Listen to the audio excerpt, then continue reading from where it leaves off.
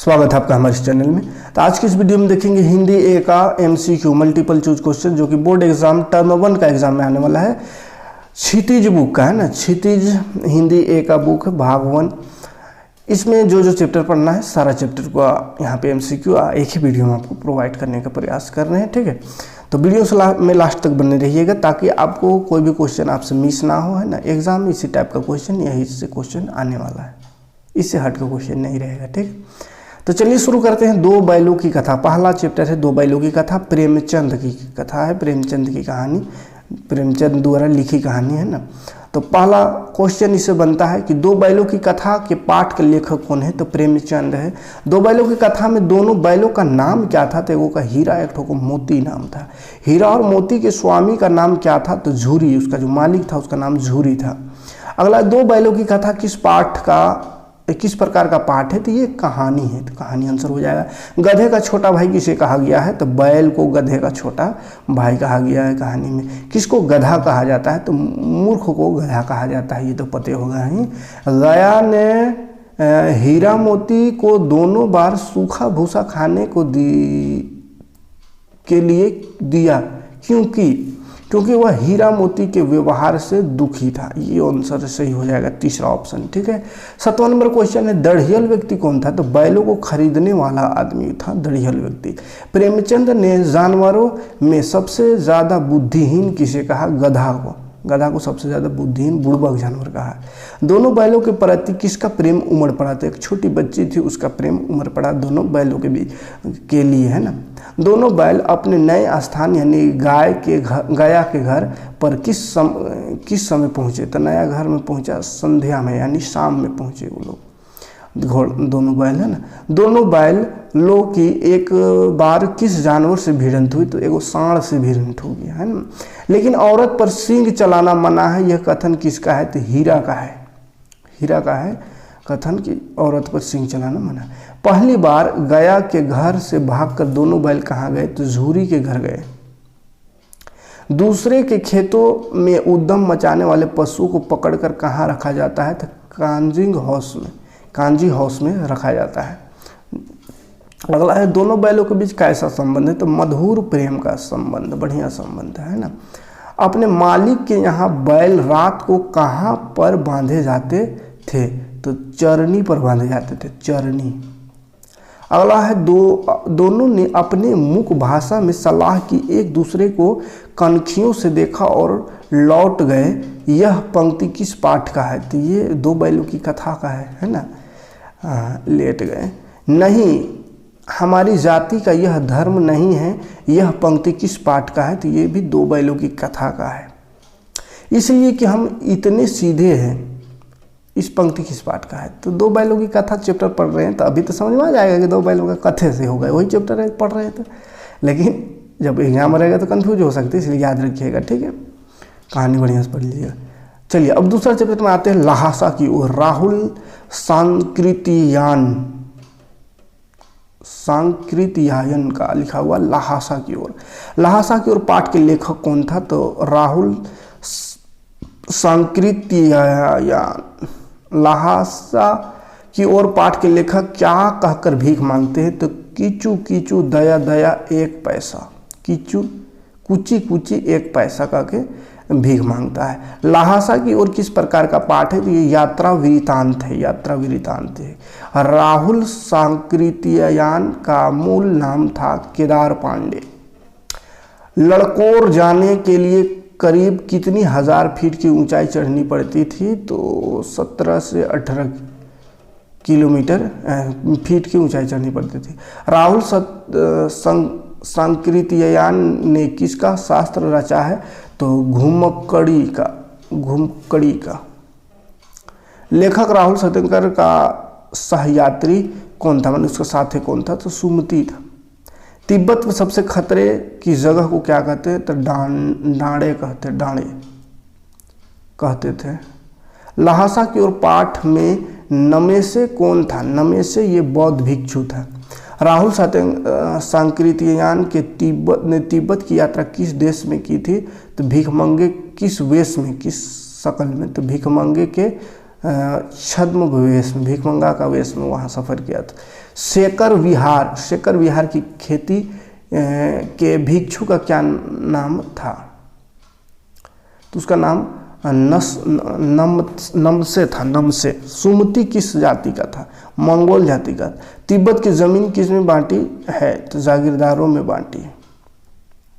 अगला, कूची कूची का क्या अर्थ होता है? तो कूची कूची का दया दया अर्थ होता है। डाकुओं के लिए तिब्बत में सबसे अच्छी जगह कौन सी है? तो डांडे, जो बहुत ऊंची पहाड़, डांडे। मंदिर में कितनी पोथियां रखी थी? तो मंदिर में 103 गो पोथी रखी हुई थी। लेखक सुमति ने चोर डकैत से बचने का कौन सा रास्ता सुझाया था? तो भीख मांगने का रास्ता सुझाया था, ताकि चोरी और डकैती ना हो उसके साथ। तिब्बती लोग टोंटीदार बर्तन को क्या कहते हैं? तो खोटी कहते हैं, खोटी। अगला क्वेश्चन, अगला चैप्टर है सांवले सपनों की याद, जाबिर हुसैन की ये लिखी हुई कहानी। इससे क्वेश्चन देखते हैं। तो सांवले सपने की याद पाठ के लेखक कौन है? पहला क्वेश्चन बनेगा तो जाबिर हुसैन। सांवले सपनों की याद किस प्रकार का पाठ है? तो ये डायरी शैली में संस्मरण पाठ है, डायरी शैली। बार्ड वाचर किसे कहा गया? तो सालिम अली को बार्ड वाचर कहा गया। सालिम अली कौन विज्ञानी थे? पक्षी विज्ञान थे। जटिल प्राणी इनमें से किसे कहा गया है? तो जटिल प्राणी इनमें से पक्षी को कहा गया है। अगला क्वेश्चन छठा, जटिल प्राणियों के लिए कौन हमेशा एक पहेली बने रहेंगे? सालिम अली। सालिम अली ने अपनी आत्मकथा का क्या नाम रखा? तो फॉल ऑल ए स्पैरो, ये नाम रखा। सांवले सपनों की याद पाठ में किन का वर्णन हुआ है? या सांवले सपनों की याद पाठ का नायक कौन है? तो सालिम अली का जिक्र हुआ है। सालिम अली प्रकृति की दुनिया में एक टापू बनने की बजाय अहात सागर बनकर उभरे थे। यह पंक्ति किस पाठ का है? तो सांवले सपनों की याद क्या है? सालिम अली के एयरगन से कौन चिड़िया घायल होकर गिरी थी? तो सालिम अली के एयरगन से गौरैया घायल होकर गिरी थी। किस पक्षी ने सालिम अली के जीवन की दिशा को बदल दिया? गौरैया ने, है ना, जो उसके बंदूक से लगी थी। सालिम अली की पत्नी का क्या नाम था? तहमीना नाम था। सालिम अली की मृत्यु किस बीमारी से हुई? तो कैंसर से सालिम अली की मृत्यु हुई। D.H. लॉरेंस की पत्नी का क्या नाम था? तो फ्रीडा नाम था उनकी पत्नी का। वो लॉरेंस की तरह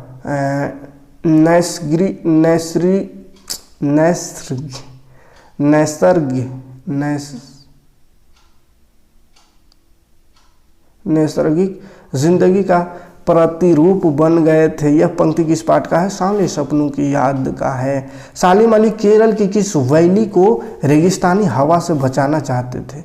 तो साइलेट को। सालिम अली किस प्रधानमंत्री से मिले थे? चौधरी चरण सिंह से मिले थे।